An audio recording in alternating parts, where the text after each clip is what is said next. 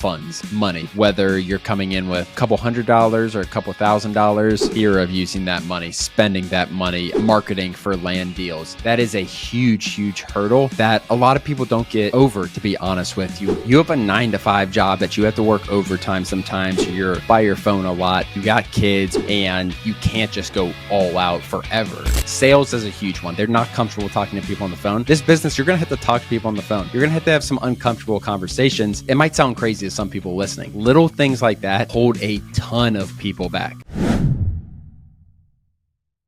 Hey everybody, welcome back to the Real Estate Investing Podcast. I'm your host, Ron Apke. In this episode, I'm going to be talking about the three most common things that I see holding people back from getting into land flipping.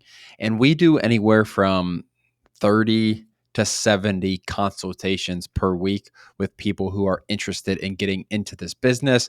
So we have quite a bit of experience talking to people who are not in, or aren't coming into this business, or the excuses or the reasons, whatever it is. But that's the purpose of this. There's hurdles with all three of these reasons, but none of them should just be a deal killer. If you're in one of these buckets, there's ways to get around all of it for sure. But let's get to it. I'm going to do the most common one to start, and that is funds, money. Whether you're coming in with, I don't know, a couple $100 or a couple $1,000, it's funds, or like the fear of using that money, spending that money on education, on marketing for land deals. That is a huge hurdle that a lot of people don't get over, to be honest with you. And the thing about, let's just start with the investing in education, to be honest with you. It is such a barrier mentally, I think, for a lot of people, because they've never bought an online education course. They've never invested. Really, it's the same thing. It's just investing in yourself.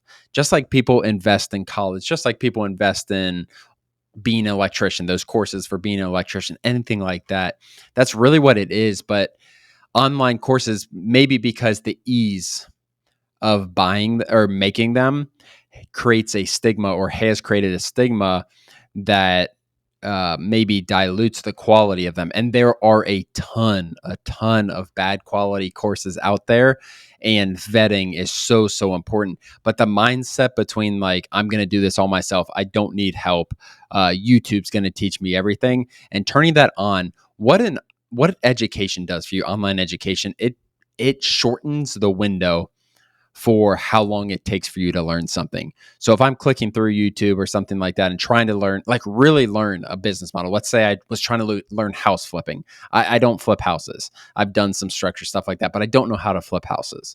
And I'm trying to find this through YouTube. That might be a 3, 4, 5 month education process where I need to find different educators, different things on YouTube, and kind of piece them together. And the biggest thing is, when you do it like this, a lot of times the cost of your mistakes is going to be greater than the cost of whatever the education cost.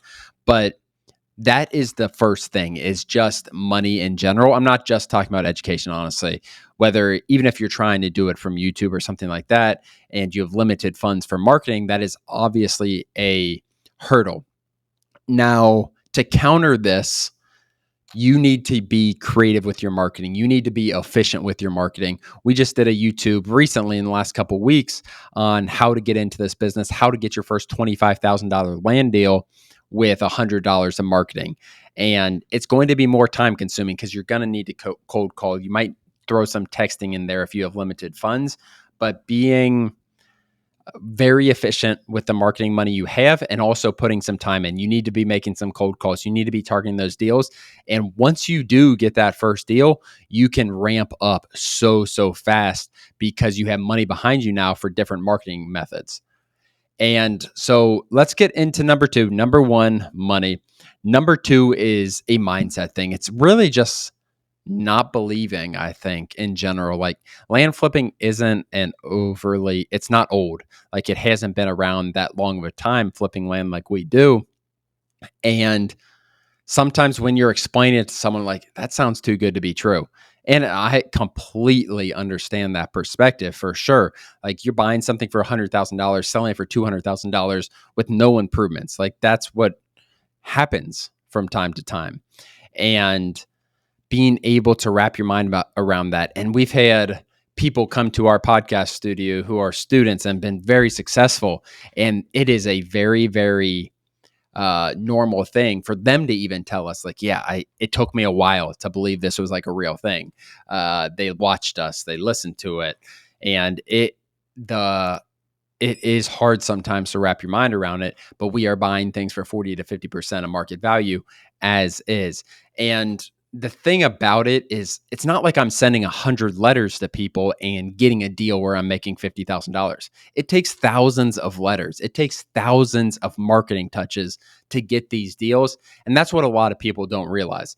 We are a very, very bulk approach, the way that we do things. Can you do things a little more? So I kind of say like shotgun approach, which is bulk, spray it out, where sniper approach is like you're targeting very specifically what you're doing. We're more of a shotgun approach overall. We do some sniper stuff as well, but we're more of a shotgun approach overall.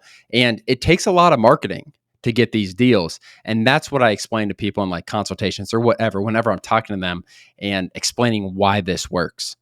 Number one, a lot of landowners live out of state, out of county. So they really don't want much to do with their land. So our cash in 2 weeks sounds good. Number two is it's not their house. It is an asset that they're not really using a lot of times. So being able to give them money in 2 weeks sounds very, very good for them. And that's really what it is. And number three, it's just a ton of marketing that we send out. Like I said, you're not going to get a deal for every 100 mailers the way we do things. But at scale, it can be extremely, extremely efficient and profitable. And the mindset of understanding that this is possible is kind of the biggest thing. And if you're in that position, it's just about education, honestly.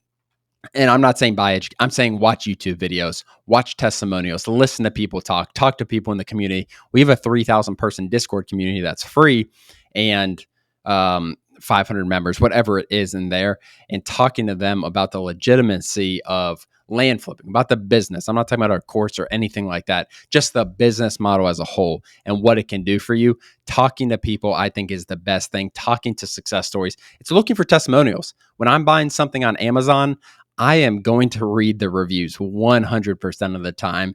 And that a lot of times is a huge, huge thing on if I purchase something. Same thing with a business model. This is the land flipping business model. Let's get some reviews on the business model as a whole. That means you got to talk to some people if you're in that position where like you believe it's too good to be true or something like that. So going on to number three, it is just so we're talking about the three hurdles, why people aren't getting started. Number three, I kind of combined a couple of things, but I think it's either time and just skill. I'm going to kind of start with the time, though, lack of time. And this is a big one. You have a 9 to 5 job that you have to work overtime sometimes. You're a outside salesperson. You're not by your phone a lot. You got kids, all this stuff. Time is a real thing. Like it can be a real stranglehold. But the thing about it is about this business model as a whole, and it matters your goals too. Are you trying to get out of that job? Or are you just trying to supplement some income? So if you're trying to supplement the income, you need to be very efficient with your time. You can't, because if you're trying to supplement, keep your job, everything like that, not quit your job, like you need to, okay, I'm going to work an hour a day at this business, 90 minutes a day. Long term, I think I can make another $30,000, $40,000 per month, whatever the number is.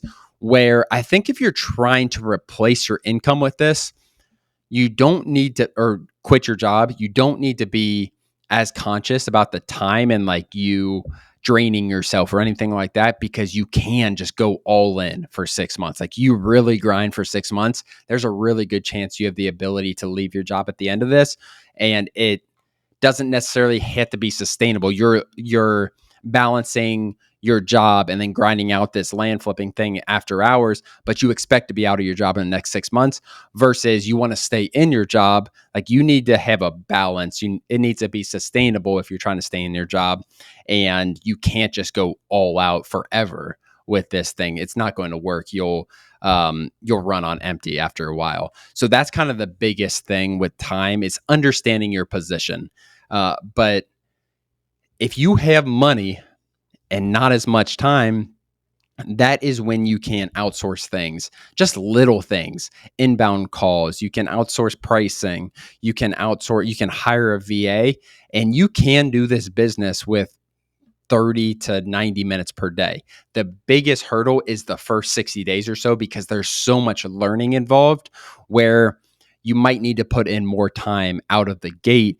And then once you learn the business, you know how to review deals a little better, you can pull that back a little bit to 60 minutes. Because I'm not big on outsourcing things from the start for the most part, because I really want people learning the business model as a whole when they first start, opposed to just throwing things at a virtual assistant or throwing things at an inbound answering service. Learning things yourself at the start, learning how to talk to sellers at the start is extremely important in your growth as a land investor. And then, like I said, the other gap of people getting started is just skills. They don't believe that they have the sales skills to do this. They don't believe that they can figure out Excel. Like little things like that. Believe it might sound crazy to some people listening. Little things like that hold a ton of people back. Sales is a huge one. They're not comfortable talking to people on the phone. This business, you're going to have to talk to people on the phone. You're going to have some uncomfortable conversations. And the biggest thing about doing that, if you're starting from zero, you're the worst salesperson in the world, which no one listening is, I'm guessing. But if you're the worst salesperson in the world, like you need to start with some calls. That's how you get better at anything.